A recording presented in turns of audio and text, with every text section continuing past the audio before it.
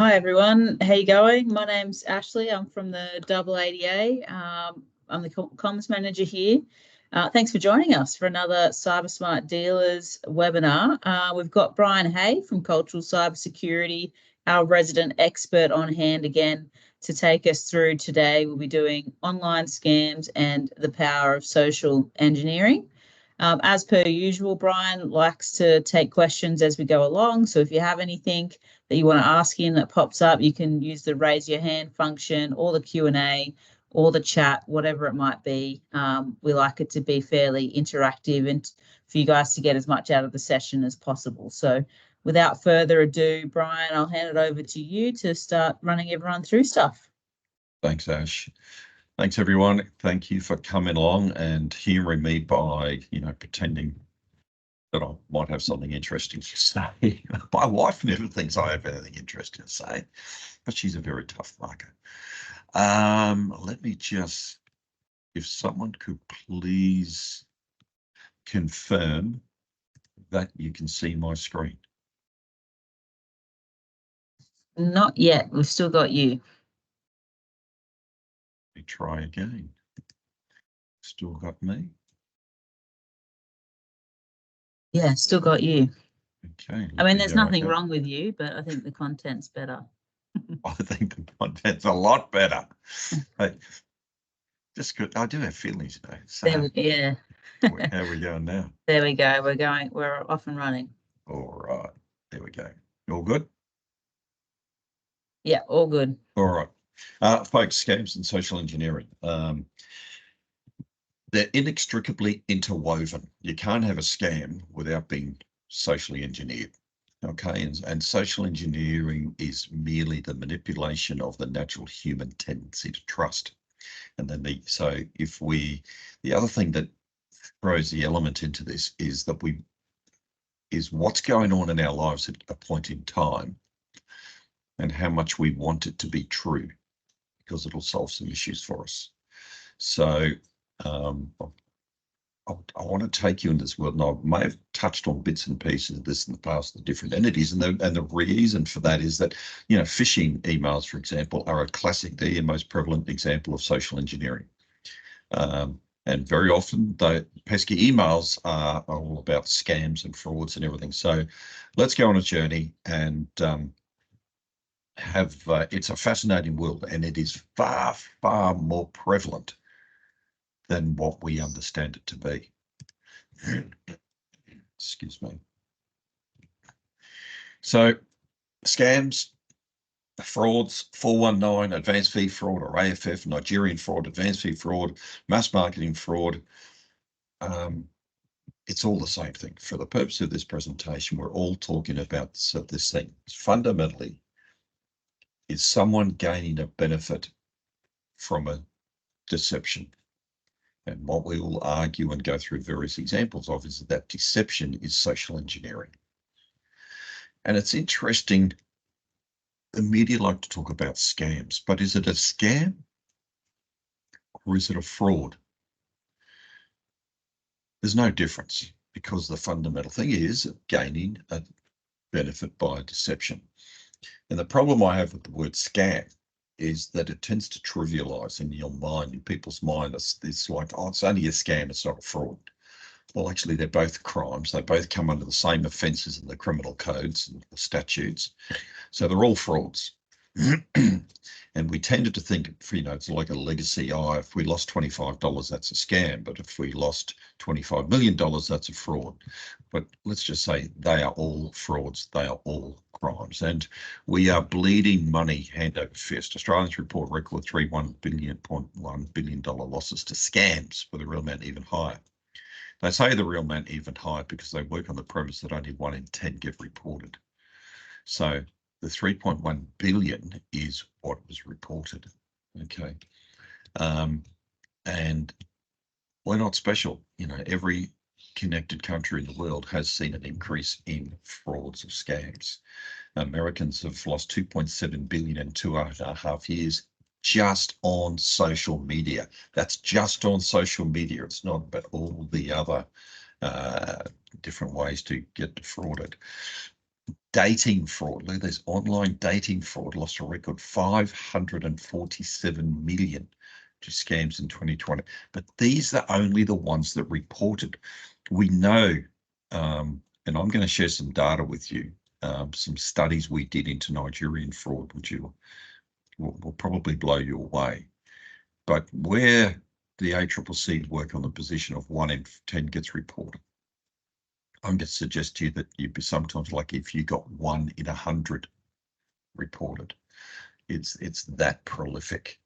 Now, on the BEC presentation I did, we talked about Hush Puppy here, and here's a classic scammer and a frauder, and he would migrate between business email compromise and different sorts of advance fee frauds. And he didn't really care what he was doing as long as he was making enough money to enjoy a lavish breakfast on a balcony with some Dom Perignon Rosé vintage champagne, and then get flown around in his 6-star private jets under his Louis Vuitton blankets. But they don't always need those resources, of course, because we even have people sitting in detention centres running scam and fraud operations. Now, I said before that social engineering is a clever manipulation of the natural human tendency to trust. And I want you to think about how we establish trust. And there will be people, I'm sure, have done online dating and been approached for certain things on this call today.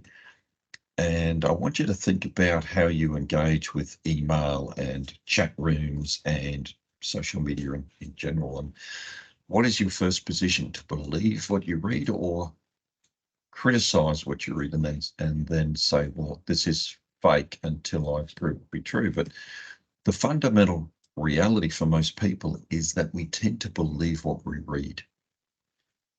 Okay, so if someone gives you a nice certificate with a lot of stamps approved and signatures and other fancy stamps and all fancy paper, you tend to believe it because every one of those signatures is a part of the credibility and approval factor. Or if someone gives you a certificate of a barrister and their bar of register certificate that they've been welcome to the bar, then you're going to believe it because you've got a piece of paper that said it must be true.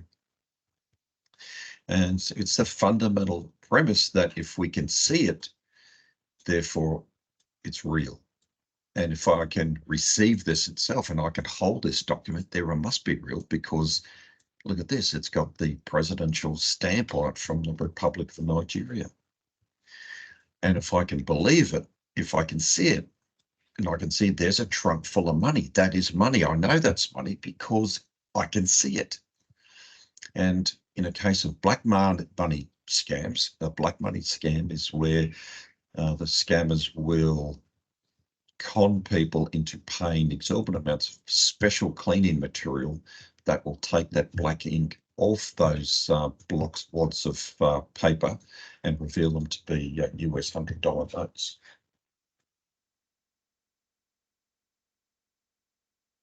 So that's the black money scam. And you've got, we'll see, these are photos from raids on some Nigerian organised criminals. And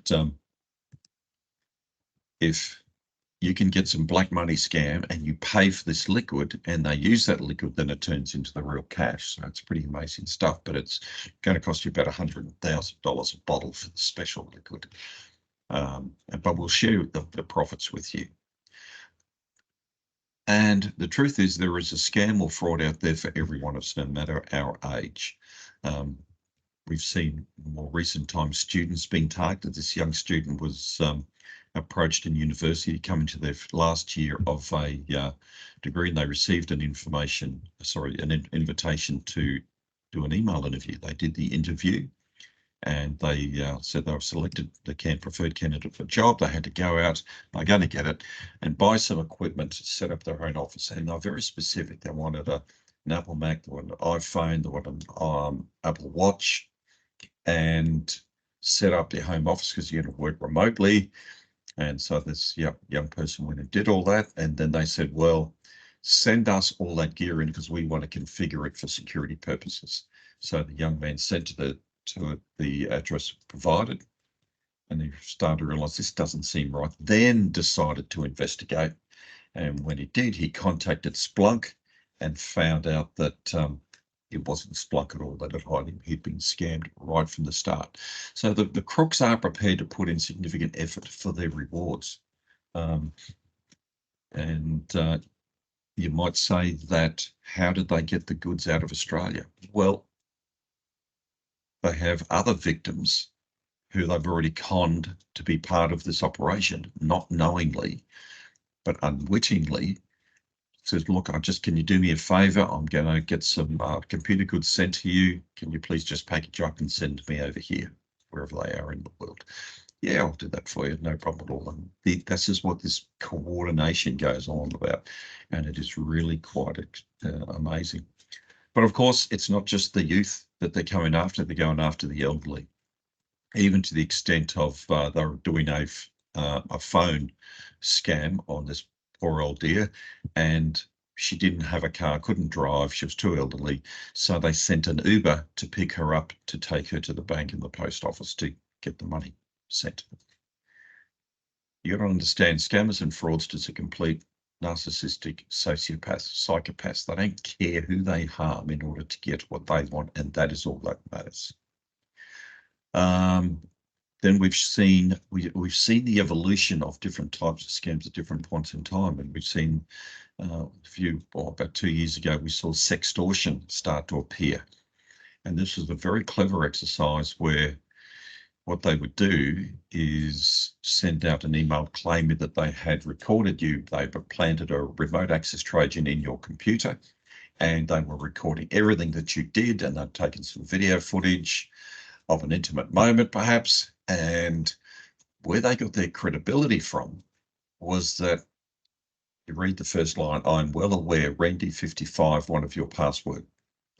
And that gave them the credibility. Randy55 was this recipient's true password, which gave them, the scammer, the credibility that everything they said from that point forward was true. Now, we watched one of these sextortion Bitcoin wallets, and it grew by 300,000 US in the space of a week. And a lot of people obviously paid in because that was their credibility point. It must be true, they know my password. The truth was they had actually bought all those passwords from the LinkedIn data breach in 2016. And they realized, here's a way we can create a scam or a fraud operation on it. Now, how prevalent are these frauds? And you know what? We don't honestly know, because most people don't report. And I'll just share with you some work we did nearly 20 years ago, and it holds truer today than ever before. So I was minding my own business one day, and someone came to me and said, they said, Brian, we've got all this money going to Nigeria, and there's all this talk about Nigerian fraud, and I'd heard stuff about Nigerian fraud. So I got our intel person and I said, Tanya, can you please go and see how many complaints we have about Nigerian fraud? She came back and she said 0. I thought, okay. And I had this list of names of people who had sent money to Nigeria in cash. And I drew a ring around, and it happened to be 26 people. And I said, well, can you go away and ask these 26 people why they sent money to Nigeria? And what we found shocked me. 25 were victims, and those 25 people had lost $7.2 million to the fraudsters. Some of them had been sending up to 10 years. Not one had ever made a complaint to police. Not one. So I realized we had to do a little bit more than this. And how do we stop it? We don't have a complaint, not a single complaint. But we know these people are getting ripped off, and what do we do about it? So first of all, we wanted to identify as many people that are actually sending money to Nigeria and why they were sending the money, who was a victim of crime, and try and interdict the victim process, because we wanted to reduce further victimisation, because if all this money is leaving, it's left the Australian community for good. And there's a lot of ongoing additional costs to it. So we set up Operation Echo Track, and there were 26 names that I happened to draw a circle around. So I said, let's do the whole list. It was 139 people. Why did you send money to Nigeria? 134 were victims, and in total it sent in excess of $18.2 million. Like I said before, some of this money people have been sending for 10 years. Not one had ever made a complaint to police. What we found is that every dollar that went to Nigeria from these people, there was a further $1.04 that had been sent to another of 41 different countries. So the Nigerian fraud syndicate is an organized crime global entity, and it's massive.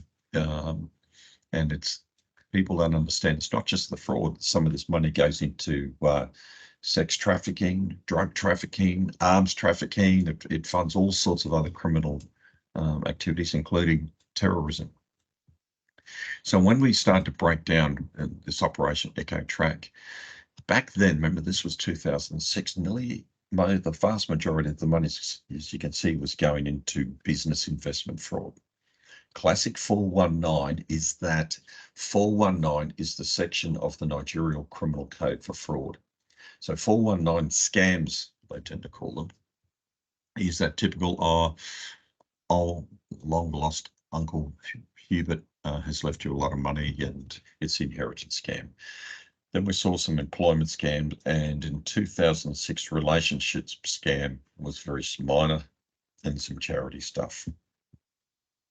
The average loss of the scams, 350,000 nearly for business. Employment was up over 300,000. The classic 419, as you can see, was about 130,000. Charity and relationship was much small. And so we started to realize, wow, this is, what the heck on earth have we uncovered here? And we wanted to get a handle on what was the extent of victimization. As we started to pull it apart, this was in 2006. The internet was starting to be embraced by broader parts of the community, but we had a long way to go. But every month, approximately 2,000 Australians were sending $7.5 million cash to Nigeria and Ghana alone as a result of cyber-based frauds. $90 million per annum. That didn't take into account the other 41 countries. When we looked at what people were being scammed the most or defrauded, we came up with over the age of 45 years.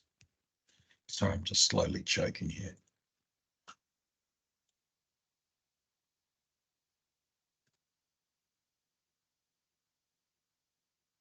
Over the age of 45 years, mostly men in the business frauds, tertiary educated, professionally qualified, intelligent people, not risk takers, not gamblers. But why were they getting duped into this? Why were they getting caught up? 3 years later, in 2009, we decided to do it again. This time we took us 200 people and said, why did you send money to Nigeria? Of 200 people, 186 were victims. $21.5 million was lost. Well, we saw that business frauds were down, inheritance scams had increased. 6,000 people in Australia were sending money to Nigeria. Okay, this wasn't a Queensland issue, this was a national issue.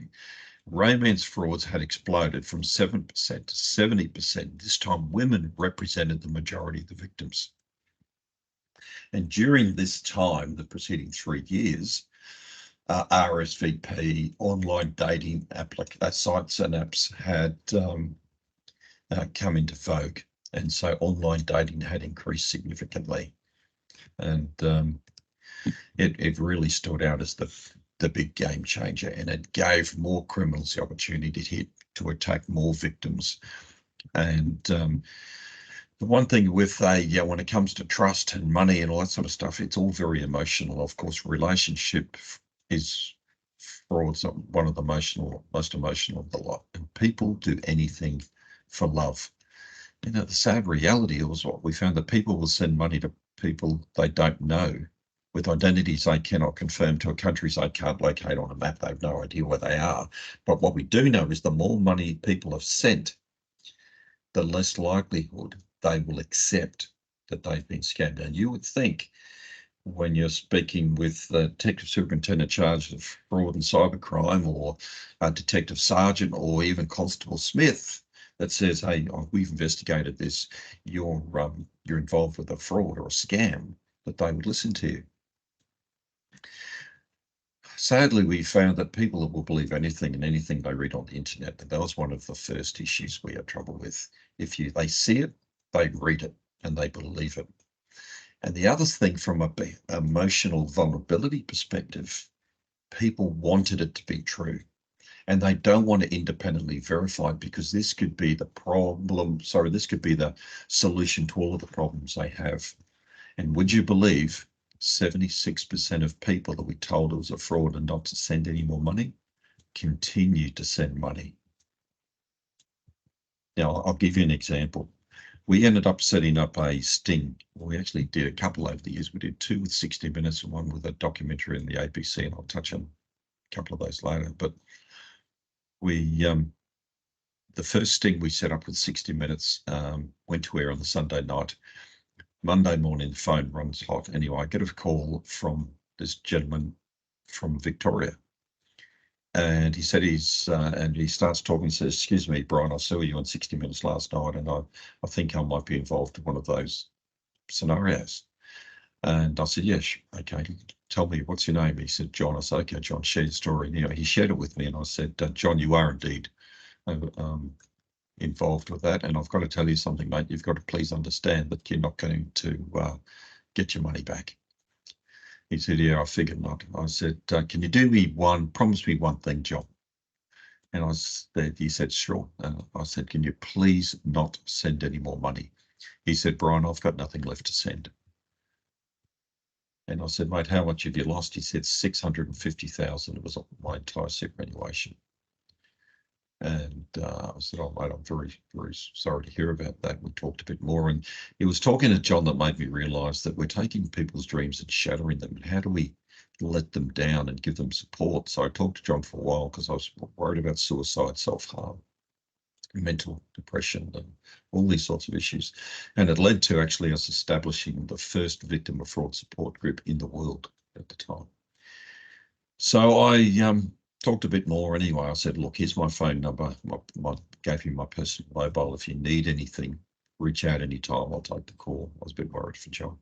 Anyway, the next day I get a phone call from John, and he calls me, and I knew it was him. And I said, "G'day, John, how you going?" He said, "Brian, look, I know I promised you I wouldn't send any more money." He said, "But I've just sent a further $250. I said, "John, why would you do that?" They said, "Brian, they told me this was the last payment required. The money was sitting in a bank in Hong Kong, and after sending 650,000, I figure, what's 250? Now, I can understand John's logic, but you've got to look at what the criminals do. What happens is they have tiers of operations, and people go on a suckers list, and they will sell their victims to other criminals. So you'll have tier 1 criminals that go after the hundreds of thousands and the millions of dollars. Your tier 2s will go after the tens of thousands. The tier 3s will go after the thousands. The tier 4s will go after the hundreds. And then you'll have the tier 5s that'll even come after the last $5 if they can. And it's a very well organized and structured, but also very loose, but extraordinarily effective. So by 2011, we, on average, 10,000 Australians were sending $10 million a month in cash to Nigeria and Ghana. Now, folks, this is cash transfers. This does not include the electronic funds transfers, which were much bigger. And the reporting rate to police around the country was virtually zero. Okay. So think about all that money, all those victims. What does it mean for society? So we had significant economic loss.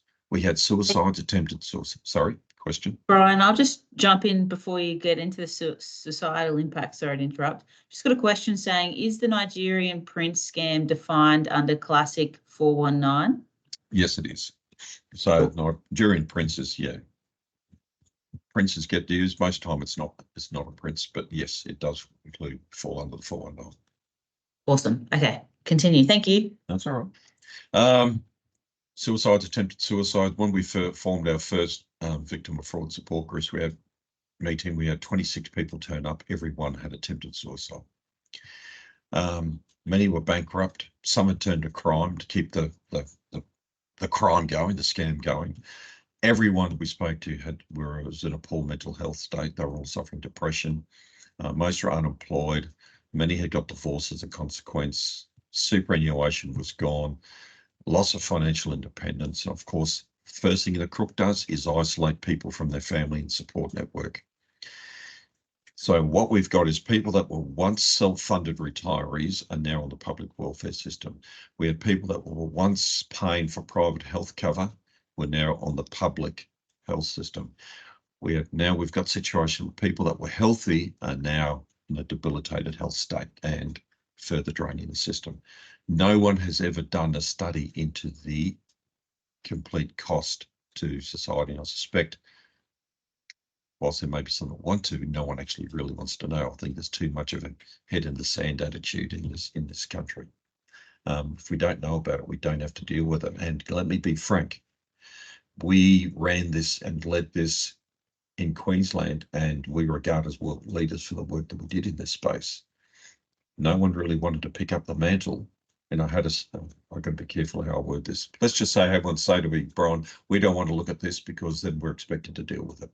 And by a very, very senior entity in another location. So very frustrating. So I'm going to share with you now some footage to give you an idea that was recorded in the 60-minute sting, and gives you an idea how they function in the and collaborate in Nigeria.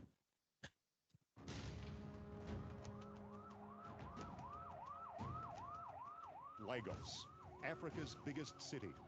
We're on a raid with Nigeria's untouchables, the crack new anti-fraud police. You expect violence? Yes, we expect violence.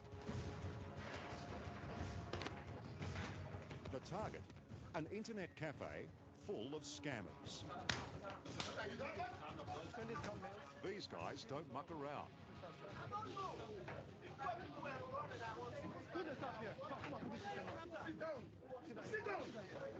And the fraudsters don't know what's hit them.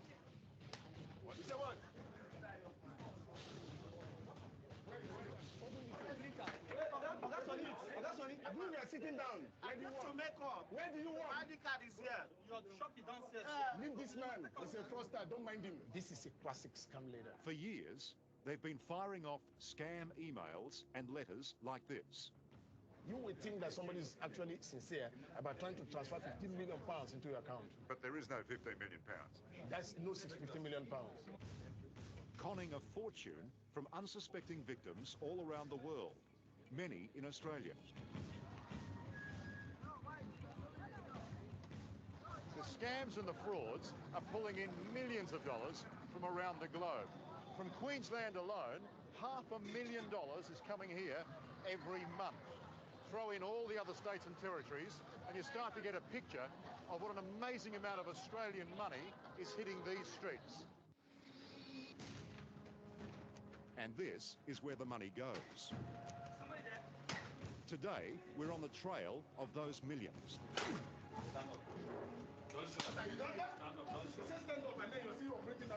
Some of the sharks are going down. It's meant for like big boys. It's the big You understand? Yeah, for the big boys. So you blokes have been sitting here scamming people, have you? No, they stay here. So they virtually live here to keep the scam going? Yes, sir. Right, and the password. Write the password. The password. My password. Your password, what's wrong with you? This is really the tip of the proverbial iceberg. There are literally hundreds of these cyber cafes littered around Lagos. Let's get going. Please, let's do this fast so that we can get going now. It's crucial to remove the computers. They hold thousands, even millions, of victims' emails, addresses, and phone numbers. But they have to move fast.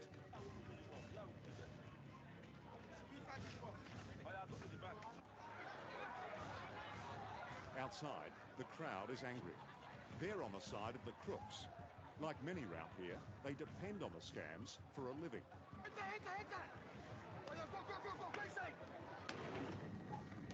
it's getting nasty. But a couple of warning shots clear the mob. Move! Oh, Jesus. Well, that's a demonstration of what can happen when that sort of action by the EFCC is not popular among the locals. Many of that big crowd had friends inside the cyber cafe, and the others, well, they think it's pretty much fair game to scam Westerners. So it's they got 15 minutes to get in and out before, and then be able to get away before the crowds built outside. Understand the fraudsters network extraordinarily well. They support each other. They play different roles. They will swap victims. They will play different roles in victim scenarios. They develop strategies to go after certain types of victims. And, you know, victims become a tradable commodity where they actually have evolved some criminals as specialists to extract more money. For example, some entities deal with people that have been exhausted of funds. So it's gone from hundreds of thousands down to mere $5. There's no money left. And then they sell that victim onto a specialist who will wait 6 months. And then they may reach out and said, oh, I'm from the Nigerian Economic Financial Crimes Commission. I understand you were a victim of fraud and you lost X amount of money. They say, yes, it did. I said, well, okay, we believe we can investigate this for you and get your money back. But we're a poor third world country and you'll need to find some money to fund the investigation. And then, as you can imagine, it just goes on and on and on. Now, I used to get asked this question a lot by the media and said the question was, are victims just stupid and greedy? And the answer is a resounding no. Okay. They predate upon people that have some emotional vulnerabilities. Not that they know that, but who doesn't want, for example, a lot of the senior people that lost money, they didn't need the money. They just wanted to set up the grandchildren or the children with a better life. And normally it was a betterment for somebody else. It wasn't all about them, just them. So it's like I said, these people were, who's got $1 million in cash in the bank to just give away? Successful people, and they're intelligent. They weren't risk takers. They were well educated. They trusted these people that they were dealing with. They didn't know, of course, who they really were behind the scenes.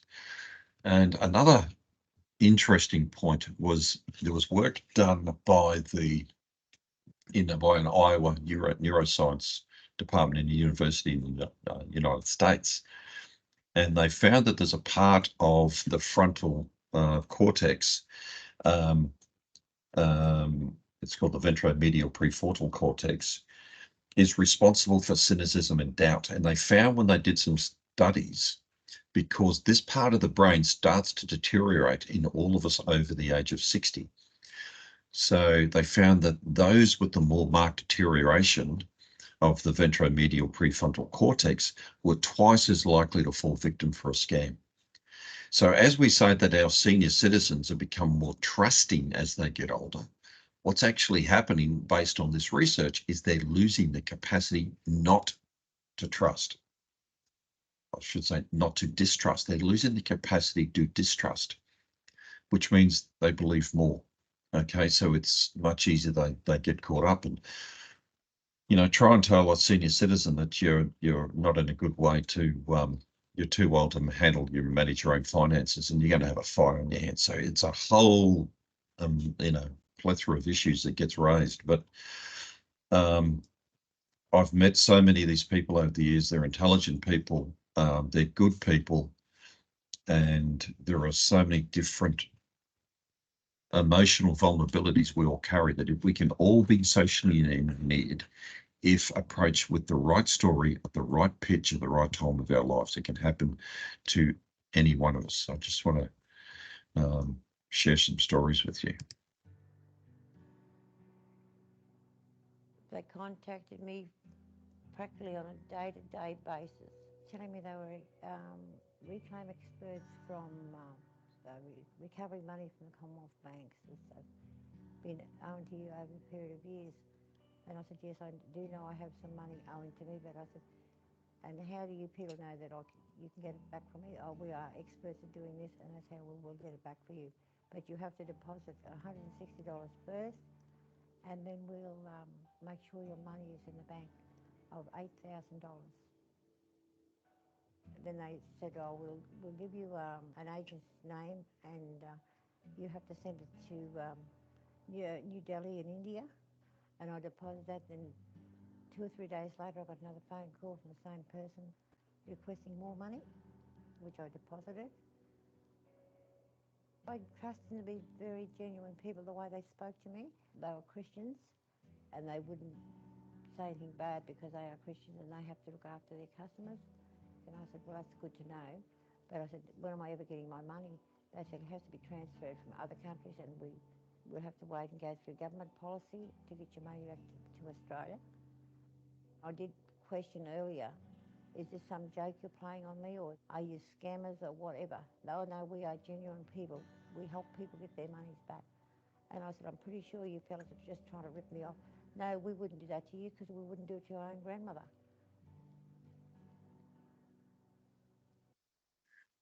As I said before, social engineering, manipulation, our wanton desire to trust, and we can all be manipulated. So what they predate upon is the opportunity to create confusion, opportunity. Any good fraud is 95% fact and truth. It's that last 5 is the kicker. They will look at, understand the motivation of the victim. They offer an reward or a threat or an escape. We often see the creation of a sense of urgency, and they very much like to exploit current events. For example, there's no doubt in my mind that at the moment there will be a heap of scams running around based on the Ukraine conflict. The unfortunate, sad situation that Kate finds herself in the UK, there will be fake charities set up. As I said, there's no conscience, it's all about them. And one of the things we need to understand is how much information is out there about us. And as you start to communicate, they will seek to find those vulnerabilities with you. And the more they know about you, the more they can manipulate you. So there was this Caucasian male based in the United States, and he was was developing an online relationship with a Nigerian woman living in Rockhampton in Queensland. And during the conversations, it came out that his brother died from a certain type of heart condition. And lo and behold, as soon as he said that, she says, oh, my son has that heart condition, and I can't get him the treatment he needs because I don't have the money. So to save this poor child, this gentleman sent $350,000 to pay for these operations. He thought he was dealing with Juliet Kroger here. And Juliet sent him photographs of her son on the operating table getting this life-saving medical procedure. We got involved because we came across this situation, and we could prove that that photo was taken from this web page sometime before. She had stolen who he was really dealing with was Shirley Laragi, a Nigerian fraudster based up in Rockhampton. And we found communications between Juliet and the victim. And what was bizarre, and it comes back to that psychotic, sociopathic behavior. Soon as the scam became exposed, she started making complaints against him that she was only receiving money to fund terrorist activities. So trying to turn the tables on him to get him to withdraw his complaint. She made numerous, I won't go into all that, numerous international complaints about the victim being an international financer of terrorism. Another study was Ralph. Ralph was a builder's labourer. He fell in love with this woman online. He sent $30,000 to Nigeria over about 3 to 4 months. We worked with Ralph to set up a sting with the Nigerian EFCC, and we sent them over a rock. They thought we were sending over a Rolex wristwatch. Of course, the scammer couldn't wait to get his hands on the Rolex wristwatch, which he could then sell. But the EFCC undercover operatives acted as the FedEx delivery agents, where he was quickly arrested and imprisoned for 19 years jail. On this occasion, and it happens rarely, I don't publicly speak about it too often, but they actually recovered assets from the criminal, and Rolf got his money back. And I don't like to talk about often because it gives people false hope. But that's who Rolf fell in love with. That's who he was actually really dealing with. So you can see the similarities. What we found in some of the things with Julia Kroger was this ongoing conversation with other scammers, and they stay in character, which was really interesting. They don't use their real names. They use the character they're purporting to be, providing advice to how to get more money from different people. And this is how we got onto Rolf, through Charlotte Laragi's computer. And she's helping out by sending this other fraudster. This is how you can tell them that they can get money from a low loan, basically. So they will go to extraordinary lengths, and we're talking about two scammers in two completely different countries, scamming victims in Australia and the United States. No one is impervious or immune from being approached by these people. I was an interior decorator and I was involved in the fashion industry. 18th of September 2005, I had an email to see if my company would be interested in assisting in renovating some hospitals in Lagos. I was to fly to Lagos to do these hospitals, and I was sent pictures of the hospitals, I was sent contracts and everything. Everything was very straightforward. We were to fly over on the 26th of January 2006. And then all of a sudden I didn't hear from anybody. And then about 3 or 4 weeks later, I get another email. The work has been done and $11 million will be coming through to me. I could only keep $1 million of that. The rest had to go back, and I received all the information to say the money's been approved and it's being sent to a company in London.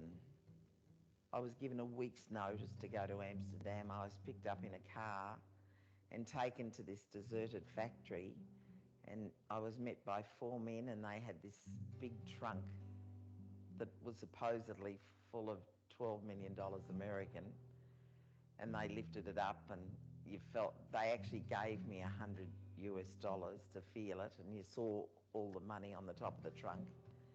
And that was to go into my account the next day, but of course the next day never came because the liquid that they washed the money with had congealed, and I needed to give them, I think it was $100,000 to buy new liquid. I had to give them $20,000 in cash when I got to Amsterdam. And when I parted with my $20,000, that was the end of my money. So I'm in Amsterdam without any money. I had a little bit of leeway on my credit card, but it was an uncomfortable situation. Then when they said, yes, the money's coming into your account, and the night it's to be shipped, you'll get an email. Do you have a certificate for this? There's always a certificate you've got to pay for. And they say, oh, that'll cost you $26,000 or that'll cost you $18,000. And these certificates keep going. And the last certificate I had to supposedly have was a government tax in Ireland, which turned out to be $94,000. How do you come up with $94,000? That's, it's ridiculous. But you do. I didn't come up with all of it, but it cost me, I think, about 30 or 40,000. When I was smelling a rat, I contacted the officials in Ireland and said, do you have a tax? I've just paid out this money. I've been told I can't get the money out of Ireland because of this tax. And they said, we don't have any such tax. And then I started dealing with them, and I got a very clear picture of the last lot of conning that went on. They con you every step of the way, and that's something you think, no, it's fine. It's not going to happen. This is legit. You're so convinced that you're not being conned, you just do anything. They would find a lot of the money. So you're not looking for all of the money, and this is where the con job comes in. What they do to you is they make this urgency. There's a tremendous urgency when they want the money. They make it very clear you don't tell anyone. You mustn't talk to anyone about it. If you are offered something that looks too good to be true, you can guarantee it isn't true, because it isn't. There are no free lunches. Jill's an amazing lady, a Gold Coast lady, still actually is quite active in supporting victims of fraud. Very intelligent woman, and you short heard just part of her story. I could talk for an hour just on Jill's story. Secondary victimisation. This is what happens when people use up all their money. Then they need to get other people in to keep the dream alive. We had a couple, they had their own business, very successful business people, and they ran out of money. They had sent $5 million and they needed to get other people in to keep the dream alive. We warned them, do not get other people involved. We told them right in the early stages, this is a fraud, do not send money, but they knew better than we did. And long story short, they did get others involved and they were arrested and put in prison, and their syndicate lost over $13 million because they didn't want to believe. And it's extraordinary how strong the desire is to keep things going, even if they know it or suspect it to be fake. Some scam groups we're seeing, allegedly different ethnic groups have been targeted around the world. Chinese suspected involvement of cybercrime, and people that are being recruited into these gangs unwillingly and held basically at gunpoint to force them to work in slavery in these operations. I don't particularly believe, to be quite frank. I think it's part of the ruse to make an excuse for these people getting involved in such things. There's the United Nations Human Rights Report saying that this is the gangs that force hundreds of thousands of people into participating. I think it's a nice ruse to have to find an excuse to be sorry for these people. I'm a cynic. Okay, I've seen too many bleeding heart stories. I know some of the facts. I'm not convinced. Now, I touched on before about the suckers list, and I gave you a couple of rough examples, but here's one where a lady in South Australia came to asked me for assistance a few years ago. I've been out of the job for some years, but I still, would you believe, I was contacted on Sunday night, Friday night. I received a phone call from the United Kingdom about a gentleman's father in Melbourne had lost over $3 million US, and he was coming out and asked if could I help them, and it was actually a secondary phase scam.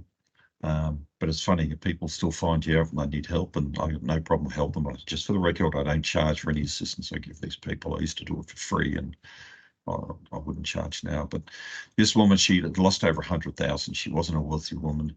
She sold even her furniture to keep this scam going. It was over a period of 10 years. And eventually I convinced her, do not send any more money and disconnect and disassociate. Change your emails, change your phone numbers, get on with your life. And she was good for about 2 years. And then she received some contact. And this was what I remember said before, how they have the list of who the victims were. So someone reached out, managed to track it down, because I don't think she actually deleted all of the profiles. For the last 13 years, money's been held in your name. It's now due to be transferred to you ASAP. And actually thinks, wow, that's the money I didn't get from that scam. Your payment is ready to be wired, but you got to pay the fee. This will be the last one. And she started asking some questions. Does the bank require transfer fees? She checked with the bank. I just called Halifax Bank to verify. They said the fees are taken from the money. And straight away, the crook then sends her a photograph of a passport to say who she is and says, look, I don't have the time for all of this. It took me a long time to get this sorted out, as if she's doing her a favor. They are brilliant masters at managing the emotions of during these scams processes. And she sends even a photograph of her alleged Range Rover. And she's saying, the victim is saying, why can't this be resolved via video conference? Justified, legitimate questions. And I got to the point where the scammer says, if you have no means to get the fees paid, let's just drop it here. And she says, I barely have any money. And she says, why is it no one knows your name at Halifax Bank? Is this truly you? Now, the sad part is, folks, is that there's no doubt in my mind, if she had the money in the bank, she would have paid those fees. But she genuinely didn't have it. Even in ransomware now, and I suspect these are the Nigerian gangs moving in, you've got victims of ransomware being approached by fraudsters saying, listen, we've got access to the criminals' data banks. We will go in there and delete your data so they no longer have it, but it's going to cost you $190,000 to do it. You know, they want so many Bitcoins to do it. So we're seeing secondary victimization and scamming on the back of cybercrime operations. Just a quick introduction to Bill. Bill's there in the middle. The guy on the left is Sir Paul Bradley. He ran 3 seasons of 6 parts, 6 episodes a season. The first season he ever did was Social Monster, and he was talking about online romance, Headfirst Media. And Bill was a victim, and he asked me to get involved to help set up a sting in Ghana. And we went over to Ghana, and we did set up the sting, and ultimately it went very well. But just a little bit of a side story. We get over to Ghana, and I'd spent the first day talking to the Ghanaian police in the Office of Economic and Organised Crime. I come back to the hotel, and Sir Paul's sitting in the coffee shop in the hotel, and he didn't look real happy. And I said, you're all right? He said, Brian, there's something I haven't told you. I said, what's that? He said, we've lost contact with the scammers. I said, how long ago? He said, we haven't heard from them for 2 weeks. I said, okay. I said, read me the last email. And the email went something along this. I'm coming over to see you in Ghana. I want to spend the rest of my life with you, my love. I think Vanessa might have been a name. You know, you're the shining light in my heart, and I know my future is with you. So I'm in Ghana. I'm coming to Ghana, and I just want to spend my life that we can live together in happiness and harmony, all this sort of stuff. And I looked at him and I said, I won't say the exact words, but first word was a D, the second word was an H. I said, you fool. I said, you think this is a love story? He got so involved in it, he thought it was a love story. So I said, type this. Hi, Vanessa, I've arrived in Ghana. I love you very much, darling. I'm here to set up our future together. Look, I've brought with me $80,000 US. I haven't heard from you. I'm so worried. My life would be ruined if anything had happened to you. I've met a Barrister Williams who wants me to put the 80,000 US in cash into a trust, in his trust account. I'm not sure if I can do that. If you think, if you have some friends who can give me some advice, I'd really appreciate it. Lovingly yours, eternally forever, blah, blah, blah. I said, rightio. And he pushed the button, sent it. I said, see how that goes. And I said, I'm just going back to the room. I hadn't got back to the room in less than 90 seconds. He had a response. They talked about. So we were able to reverse engineer, if you like, or we socially engineered the fraudsters. For them, it was all about the money. And then we set up the scene and we got the sting. But we've seen people lose their life from scams. So when we say it's a scam, it's a fraud, it can lead to so many other tragedies. Yoshi Taylor was a mother of 2, ended up for 6 years in a Cambodian prison because she fell in love with this guy. She went over and saw him, and he asked her to bring back a suitcase, and the suitcase was lined with drugs. She had no idea there were drugs there.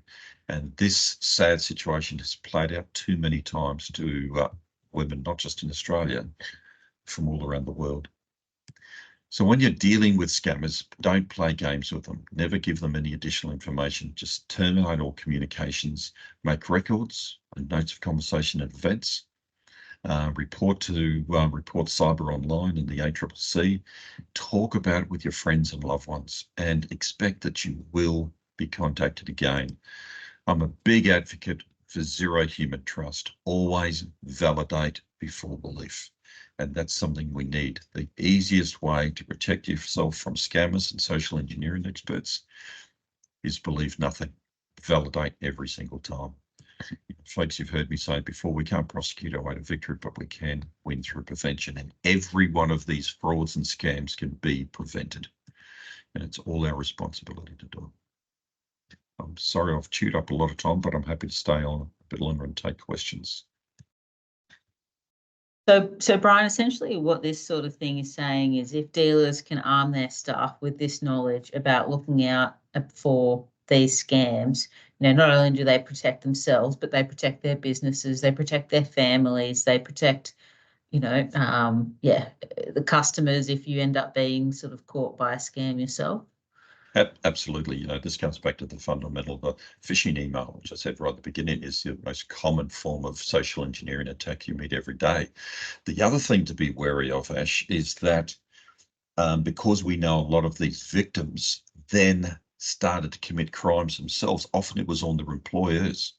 So if you've got a member of staff that looks a bit stressed and they're doing a lot of online dating, and if they mention they've got their new love interest is overseas, look out. And we need to find out about these things, not to pry, but to support and make sure they're not falling into the wrong trap, because it can come back. I have seen organisations defrauded of millions of dollars by trusted employees who were brilliant, but just got involved with some of these processes. Yeah. We, even at the AADA, we have to look out for this sort of thing every day. Had a staff member have something pop up on their computer that, you call IT to get support on straight away. So it's something that, everyone faces in their business environment, and it's good to know what to look out for and what to do about it when that sort of thing happens. I think the other thing is you want to create an environment where all of your staff can talk to you about the issues. Exactly. And as soon as they start not talking, well, then you've got problems. Yeah. Awesome. Well, I think, as you said, we've chewed up most of the hour now. So thanks everyone for tuning in. As per usual, the recording of the session will be on our website, and I'll send you a link to it so that you can watch it back, or you can share it with whoever you need to within your dealership or staff network. So thanks again, Brian, for another interesting and sometimes terrifying presentation. I appreciate it. We look forward to the next one. Thanks, Ash. Thanks, everybody. Take care.